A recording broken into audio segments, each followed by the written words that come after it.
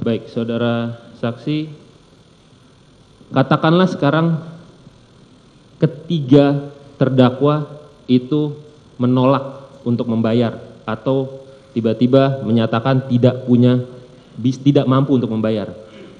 Mekanismenya seperti apa untuk menindaklanjuti ketidakmampuan itu?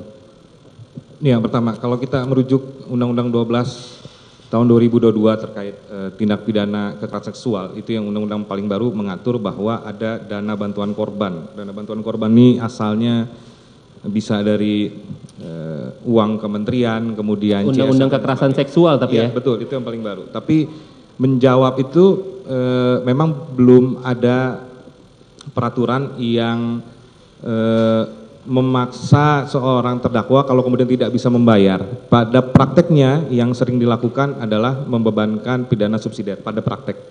Untuk tindak pidana ini apakah ada tindak pidana subsidiar pengganti restitusi? Dalam konteks peraturan ini tidak ada. Tidak ada? Tidak ada. Artinya kalau memang mereka menyatakan tidak bisa, bagaimana cara hukum menjangkaunya? Menghukum mereka seperti apa? Oke, ada dua. Pertama, kalau pertanyaannya berdasarkan undang-undang memang belum ada sampai saat ini. Tapi terkait dengan praktek, pertama LPSK sudah mengirimkan surat kepada Mahkamah Agung untuk mendiskusikan hal tersebut. Oke. Yang kedua, berangkat dari praktek, ya ada beberapa hal yang juga pernah dipraktekkan, misalnya membebankan pihak-pihak lain untuk ikut membayar. Itu ada kasus kekerasan fisik juga terhadap anak. Kemudian ada juga membebankan kepada pemerintah yang lain untuk ikut membayar restitusi. Oke, sudah punya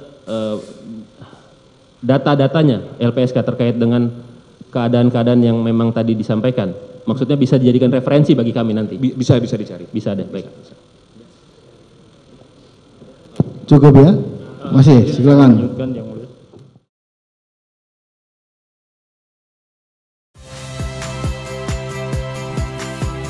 Saya Iriana Mardanus. Saksikan program-program Kompas TV melalui siaran digital, pay TV, atau media streaming lainnya. Kompas TV, independen, terpercaya.